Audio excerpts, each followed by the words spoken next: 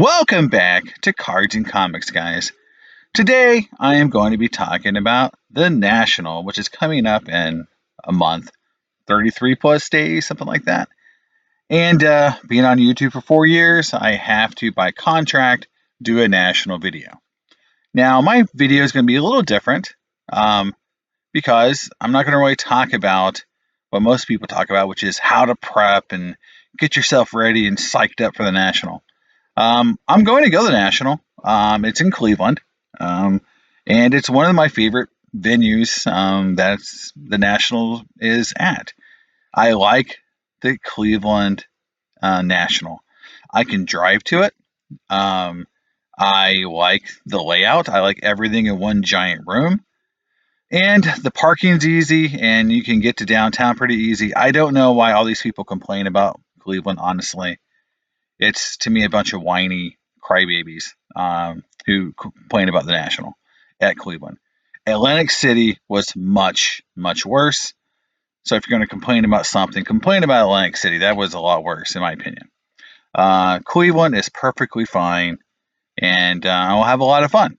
Now, what's this video going to be about? Well, I want to talk about the dealers of the National. Now, there's been this big controversy about the National cracking down on people reselling their tables, right? And evidently this has been going on for quite a while. Now, that's something I don't know about. I'm not a dealer who sets up the National, but I know lots of dealers who do. And in fact, what I'm going to do is I'm going to talk about the dealers that set up the National, my favorite dealers, the dealers I don't like.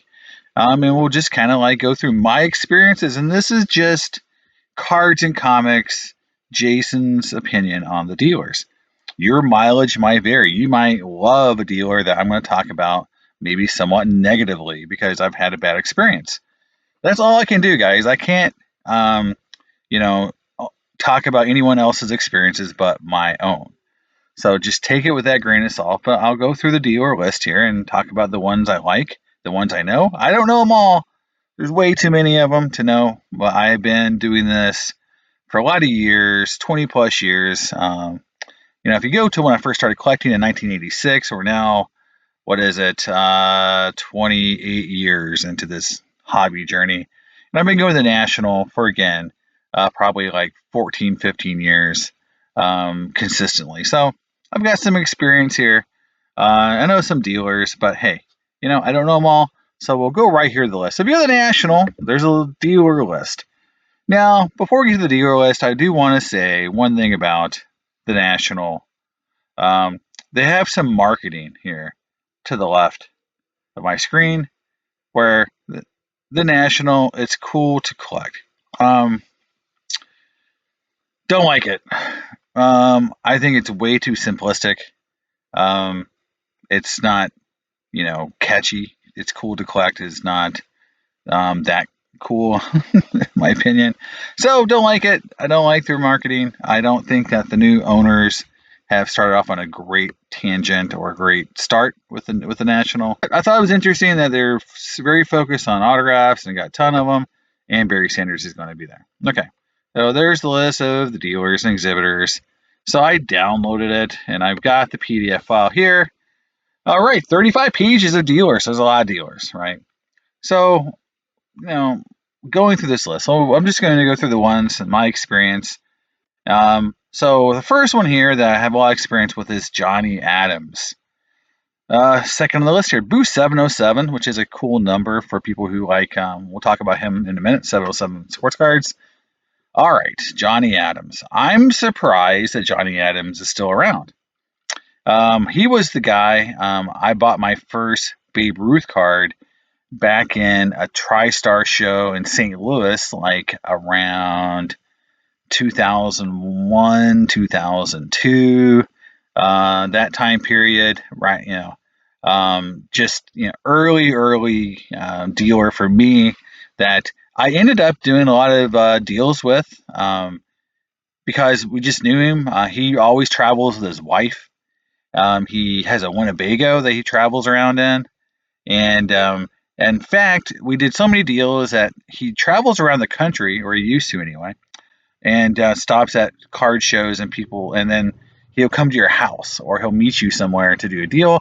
And I actually went on his Winnebago and sold him some cards. And while I was on the Winnebago, which his wife gave me a drink, they were very nice. He's a cool dude. But there's going to be a caveat here. One is, he told me straight up, like, I look for cards I can pop and regrade. Like, that's his big deal. I'm looking for cards that I can pop and regrade, that they're undergraded. That's a weird thing to say to someone that's buying your cards, because he still offered like that 60 to 65%.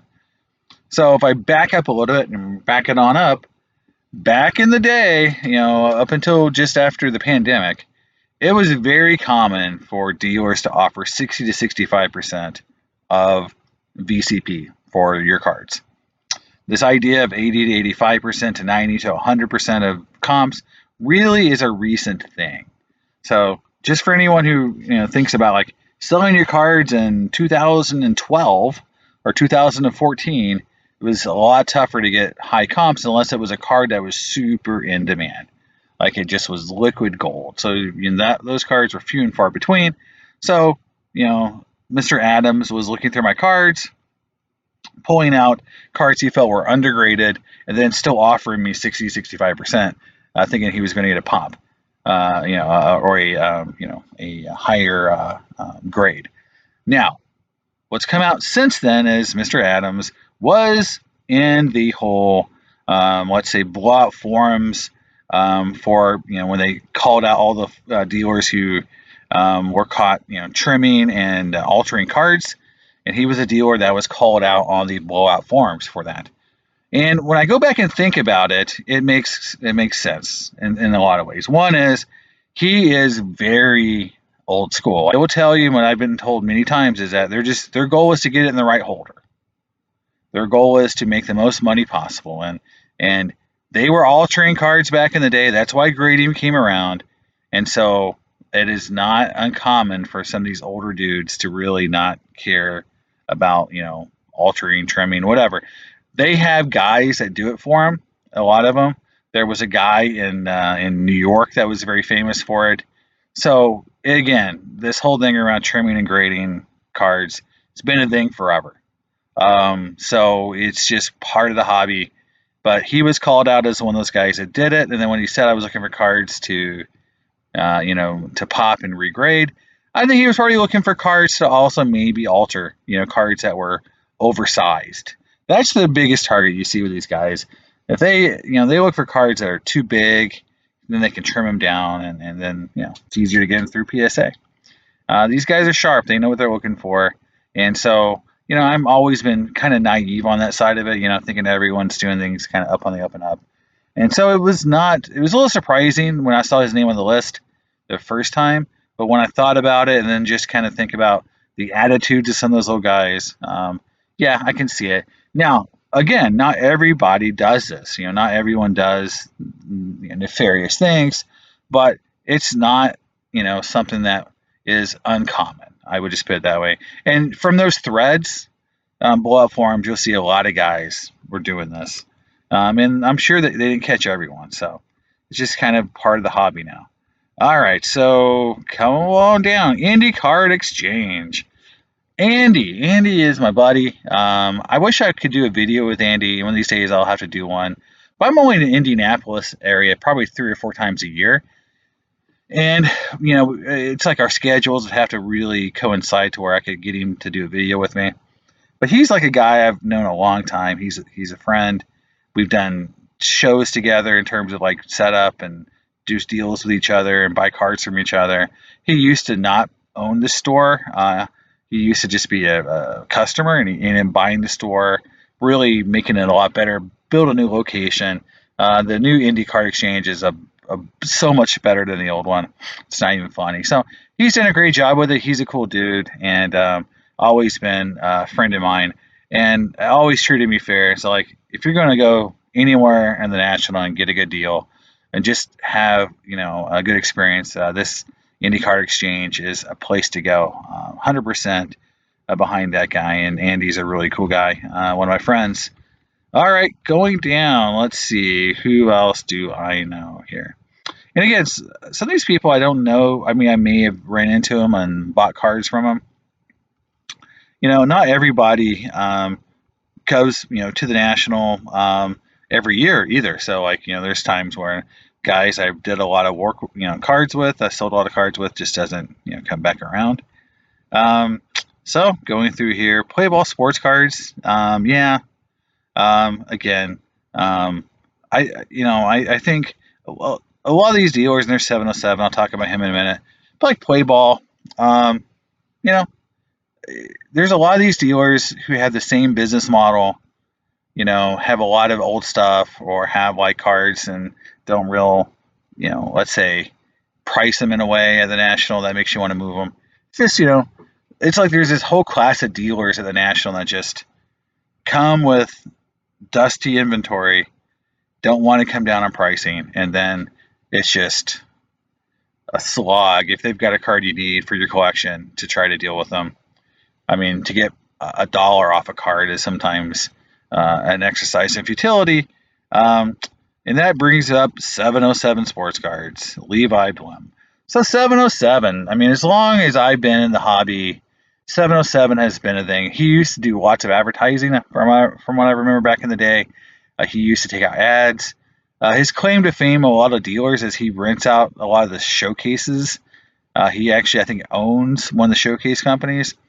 And so like there's always a joke that Levi has already made all his money back at the show prior to the show even starting because he rents out all the cases to the dealers. He like flies them all in. He has a whole like separate company doing that. The other thing is Levi, when you talk to him, he's a cool dude. He doesn't really care that much about sports cards. He's more of a music memorabilia collector. But he collects.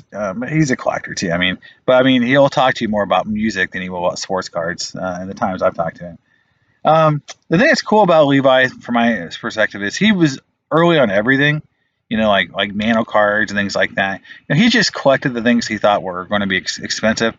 And with Levi, the strategy you have to have with 707 sports cards is this: either you scour everything in his collection because everyone will tell you he's overpriced. Like that's the thing with 707. Like it's going to be overpriced, right? But he'll have the biggest selection of vintage. Like he'll have something. If you're looking for something odd or weird, he'll have it.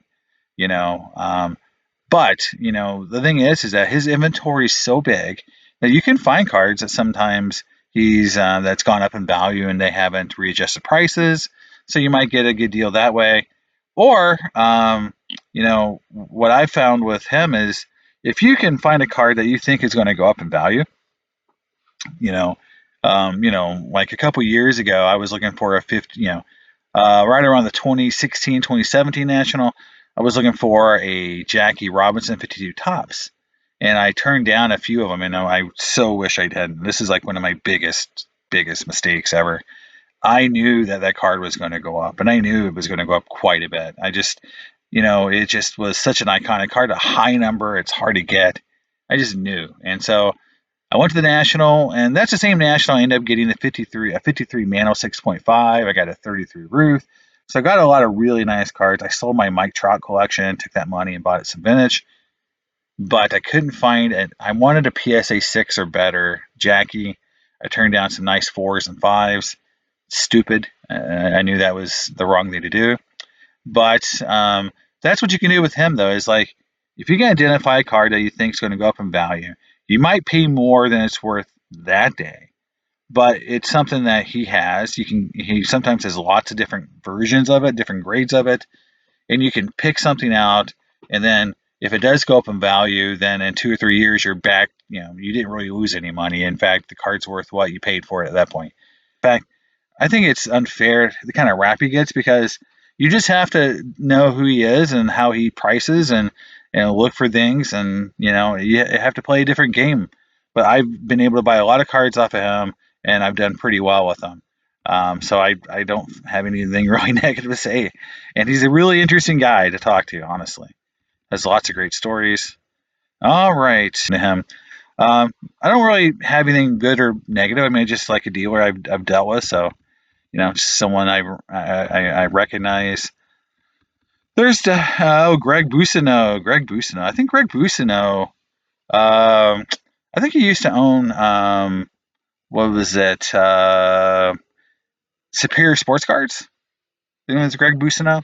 Um, anyway, I bought cards off of him, especially early on in my collecting career. So I don't have anything negative to say about him or just positive. Just he's a dealer that I've known for a while, and so I would think that he's probably going to have good inventory. But for some reason, I think he was. I tie him to Superior Sports, which used to be owned by PSA. So that's just sort of like how I recognize that name. But I might be wrong on that. I mean, I don't have the whole history of every sport card company memorized. But for some reason, Greg Busino, that name rings a bell from that perspective. But I definitely have bought cards off of him. Uh, Scroll on Chapel cards. Oh yes, Chapel cards. Oh, Chapel cards. He is the classic national dealer in terms of tons of great inventory, tremendously hard to work with, tremendously hard to work with on a deal. He's a nice guy. You can talk to him. Now, I do find him off putting sometimes when you're trying to do any deal with him. If you just walk up to him and hand him your money, he's fine. But if you try to do any sort of like deal, it's gonna go hard. He's a classic. Your card sucks, my card's perfect kind of dealer. Sometimes, he plays that game. Like mine's a really high end copy, and yours is. I see a little thing here. I don't know if I would have ever got this grade. I hate that. That's like people who do that. Just say what you're willing to do, and like don't play let's not play used card dealership games when we're trying to buy cards. Um, and he's kind of does that, and so that's the only thing. I mean, but he has a great inventory. He's the guy at the National, I believe. He's the guy at the dealer at the National in Atlantic City, the most recent one that I got my 59 Mays from. But it was a slog to get that multiple times at the table, multiple trips. I mean, it was so funny because I had a 53 page I was willing to let go, and he looks at it. He's like, "That's a really nice card." He's like, "I got a guy who needs it. He wants the inventory, but I really don't want to trade." It's just like, okay, you have a guy who's going to buy it from you, and you think it's a great card, and you won't do any trading, and he just would not do any trading in that national, at least with me. Um, and so it was just made every deal hard. It wouldn't come off any pricing, and everything was priced well above, for the most part, recent comp. So he's a high. He'll be above comps most of the time. Won't do any trading most of the time, and won't come off pricing most of the time. So he's one of those dealers, a very very old school dealer. But I will say, in his defense, he does have really nice cards. So if you want a really nice copy of a card, he will have it usually. It's just he's a hard guy to deal with. So I just put him in that tough, tough dealer to work with. We go for. Um, Love the game auction for love of the game or love the game auctions. I've had some interesting conversations with these guys. I'm not a big fan of love of the game auctions. Uh, not at all, honestly. I just don't like they need to fix their overtime rules. I mean, having auctions go to 4 or 5 in the morning or 3 or 4 in the morning, it's just silly. I mean, it's just a really old school, antiquated way of doing auctions. I feel that they have, and it's just it made me not want to ever try to win a card in his auctions ever again. So I'm not a fan of love the game auctions. I know some folks have done really well with them, but not for me. And when I've had a few interactions with love of the game that made me not want to ever work with those guys ever again or been in an auction, but mostly around the fact that it's just the whole overtime rules are just so silly, stupid that I just hate that kind of auction. See, Mile High. Oh yeah, Brian Dent. So, Brian Drent, sorry. Mile High was where I got my first 55 Clemente, and I like working with Brian a lot. Um, you know, he's gotten so big in his own space, but when I first started in the industry, Brian, to me, was kind of like in between that super high end dealer and still had cards that normal collectors could buy. And so he was that guy that was like really in between. And I think he kind of really took off in the Maha auctions, and he got into these really high end cards, and then his inventory became less cards I could buy because it was just so high end.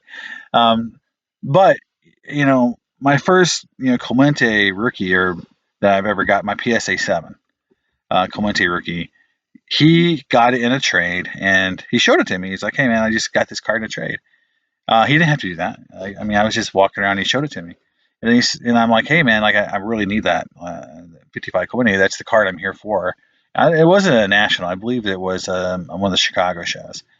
And he actually did let me buy it. And because he said, like, I don't normally sell cards I just trade for. I need to look them over to see if I can regrade them or whatever, right? So, but he did do a deal with me, and we ended up being a good deal all around. So it worked out for me well, and that's how I got my 55 PSA 7 Clemente was with Brian. And so I've always had good experience with Brian. I think if you go back in the day with Brian, like he sold the Babe Ruth bat that was given to the California home run champ, high school champ, and it was a big auction. So he's had a lot of good stuff, but right now he's not a dealer that I would ever go to for cards because it's so high end that I usually can't afford what he's got in his cases. Let's see. D's Nuts and Cards. Okay, that's kind of a funny name. So I got to go check that guy out. That's a funny name. Leeland's. That's again auction house stuff. That's something for me. You'll find is I generally don't pay attention to anything that's in an auction. So if someone's got an auction booth or an auction display case, I don't even stop and look because those cards aren't for sale. They're not for trade. They're in an auction, and I don't care. I just don't even look at the cards if they're in an auction. So, like I wouldn't stop at Leeland's, for example. That's just not something that I would do just to kind of like window shop at a sport at a national. Let's see, Card Country. Oh boy, Card Country. So on the list here, this is probably going to be the only dealer that I'm just going to flat out say I don't like. I do not like Card Country. My number one, you call it the one eyebrow baby, like the one dealer out there that to me I just can't stand. And to a lot of people, they're surprised because if you've dealt with Card Country, if you know who I'm talking about, it's like a family-owned business. And you got mom and dad, and you got everyone's wearing their kind of like old school baseball T-shirts, and it looks really like a family-owned business, and everything's great. But my dealings with I think it's Jeff, the guy who's the main guy. I know there's a dad, but I think it's the son that's really doing the company. Has been really negative, and I think I may have talked a few times on my channel about my interactions with Car Country, but in just kind of a nutshell, I went to his booth at a show in Chicago. I got quoted a price on a card. I told him like, hey, and it was by his dad, and I said, hey, put the card back for me. I'm going to go sell some cards and come back and buy it. And the guy's like, fine, that's great. We'll hold it for you and come back with the money and I'll sell it to you. I'm like, cool. And it was a 55 Jackie. And the card he quoted me from a price standpoint was about $200 under SMR or under VCP at the time. So I'm like, good deal. I'm going to go sell some cards and come back and pay for it. So I didn't think it was such a good deal that something was wrong. But if you know Card Country, he definitely prices his cards mostly above BCP average or comp. He's an above comp seller. And so I thought that was a little odd, but not that far off that raised red flags. But when I came back to buy the card after selling, cards to afford it, and again, even back then, this was like probably a $1,500-$1,700 card, and so I had to sell a lot of $200 and $300 cards because that's normally what I had at the time to buy it, and things like Clementes and Aaron's and cards like that. I handed the cash. He got ready to hand me the card, and then Jeff, the son, walks up and goes like, "That's not enough money. Like that, that's not enough." And then we both looked at him like, "Wow, that's what." He looked up the price. He had a price list. He looked at it. He said, "That's the price." And so I went and sold cards, and he's like, "Nope, can't sell it to you for that. That's too cheap." He misread the price list, so we're not going to sell it to you. And that was it. Didn't sell me the card. Didn't offer a refund. Didn't offer me a discount. Didn't offer me anything. Just, nope, not going to sell it to you. And that's sort of started the whole downward thing with me and Card Country. Then there's another incident with a friend of mine where he kind of butted into a deal for no reason. Just not the kind of thing I would expect from a dealer who has his kind of reputation. But he's in multiple other people have had issues with him, so I'm not the only one. But a lot of people love his dealer or love his shop, love him at the National. You'll see people, his tables will be really busy. So I'm probably one of the few haters of this guy that's out there, of Card Country, but he's the only dealer I really don't like. And it just stems from the fact that he's got terrible customer service when there's a problem. You know someone's character when there's a problem, not when everything's going well.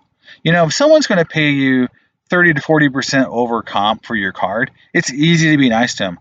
It's easy to give them free t-shirts, shake their hands, hug them, whatever, right? But when something goes wrong, you make a mistake and you don't make it right, that's the true measure of character right there. And that's what I saw when there was a problem. And he didn't honor his deal, didn't honor their word, didn't offer me any sort of restitution. And I felt like, that's what they really are. So if everything's going perfect, you're willing to overpay on a card, they're your guy.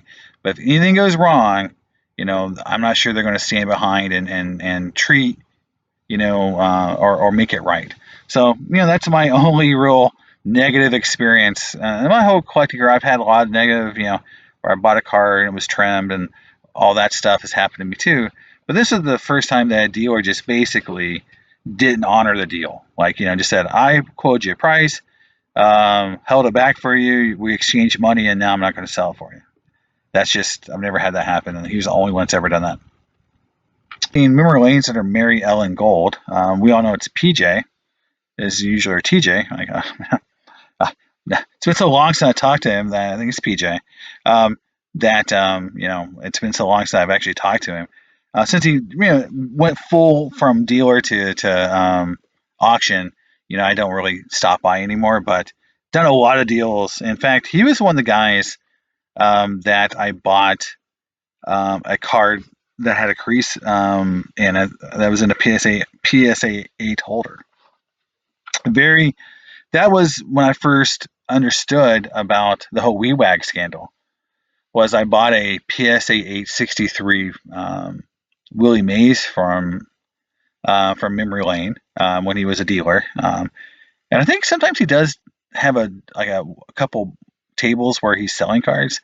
But when I took it to another dealer to we were working on a trade and he was looking at my cards, he said this card's got a crease in it.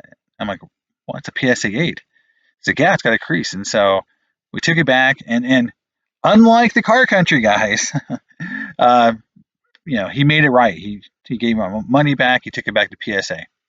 Later on, I learned that card came from WeWag. And that just shows you what that WeWag scandal was all about. Pitting cards that were 5s and 6s and 8 holders. And that card had a crease. So So again, I've never had a bad dealing with memory lane.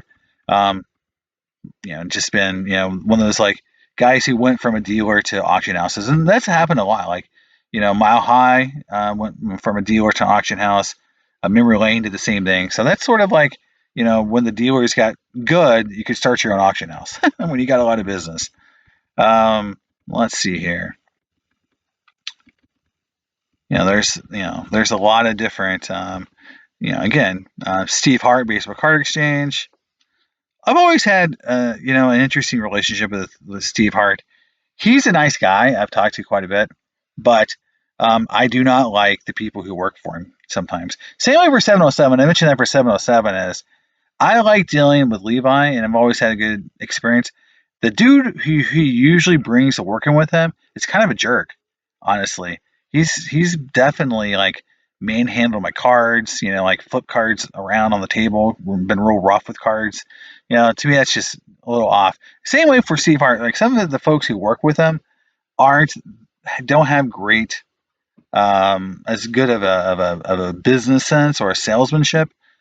So sometimes I'm a little leery of talking to anyone other than Steve, because some of the folks have been kind of weird with how they've treated my cards, or just like just in general, their attitude at the show.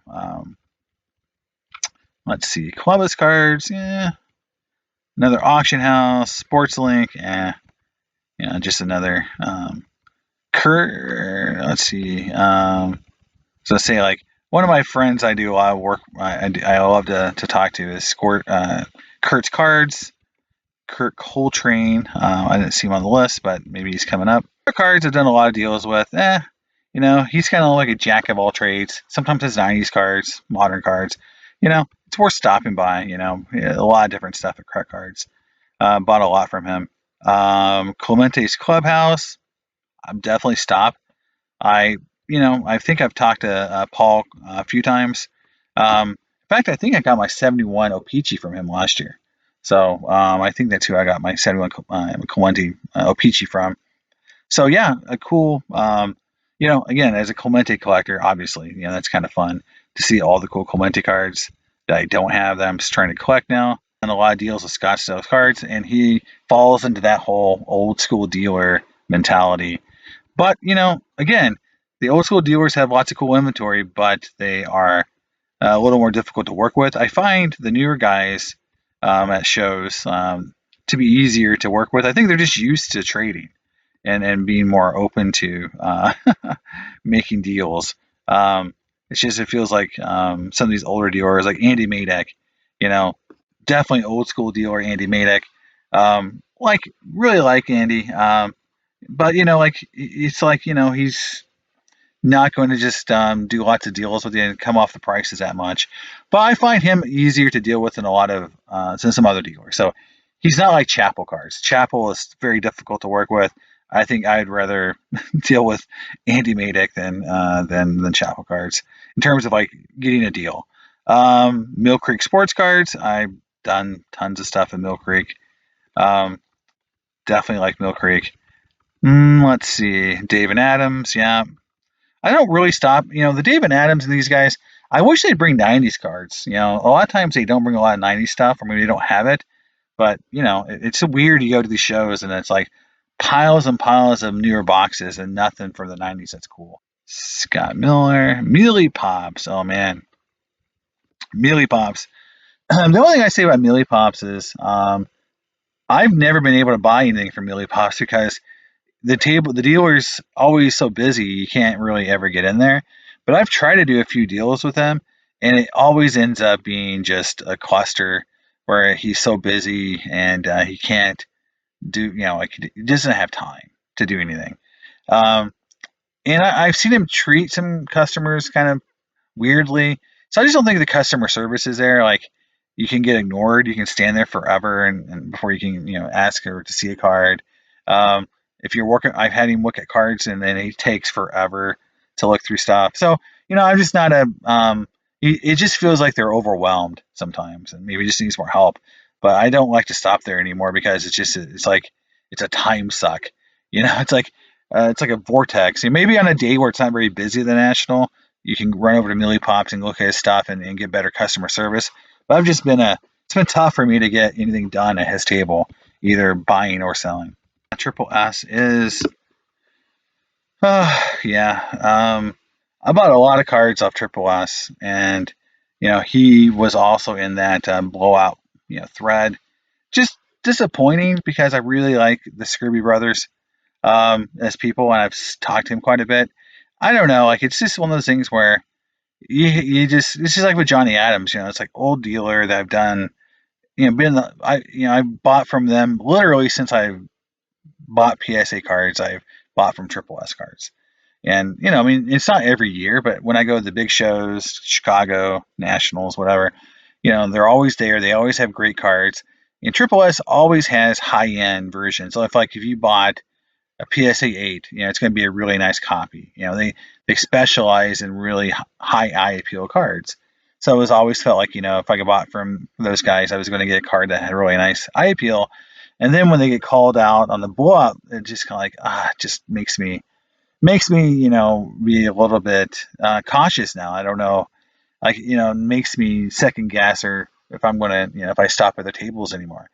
And it just sucks that, that people do it. Like, let's just start there. It sucks that people alter cards.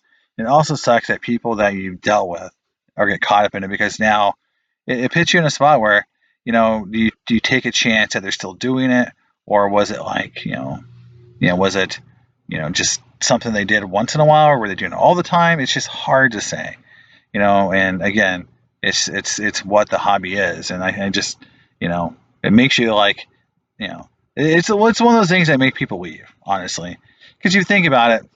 The thing with like a deal like Scurby and Chapel, those guys, you're going to pay above comp to buy cards from those guys.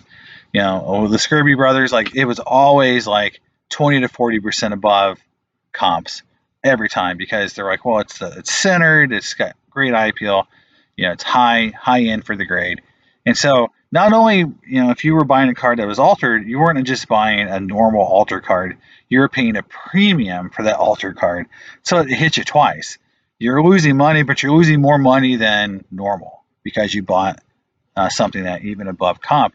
And that's how their business model is, to sell above comp. So yeah, that's a tough one for me in terms of just resolving, like whether or not I will stop there, even deal with those guys anymore, because again, it just creates that doubt in your mind of what's going on. TNT sports cards, obviously, done tons of business, especially modern cards through TNT. So yeah, like them in Nashville, Nash cards, I've done tons of deals with those guys. So would never, wouldn't think twice. Good dudes. Know who those guys are. Kit Young, been around forever. So that's the list of everyone that's at the National, and kind of my rundown of people I've done some business with, people I like. Only one person I really don't like, and again, there's going to be people who, every time I've talked about Card Country, there's defenders, people who really like them. So I know I'm going to have some folks be like, I can't believe you don't like those guys. I understand, but it was just my experience with those guys. So, but that's the list, guys. That's my experiences. So go to the National. Those are the dealers I've dealt with. Again, it's not, I don't, have, personal information about every one of these guys, but I've been in it long enough to have done deals with a lot of these guys and kind of have experience with them. And, share yours, in the list, in the comments below, like dealers that you found that are going to be at the National that are on this list that you love working with. Let me know, because I would love to stop at their tables and give them business. Like I said, some of the dealers I used to work with, I'm a little nervous about now with all the stuff coming out. So give me some names to work with, some other folks I can really count on. So, and hopefully you found it useful when you go to the National. And I'll see you next time on Cards and Comics. Bye.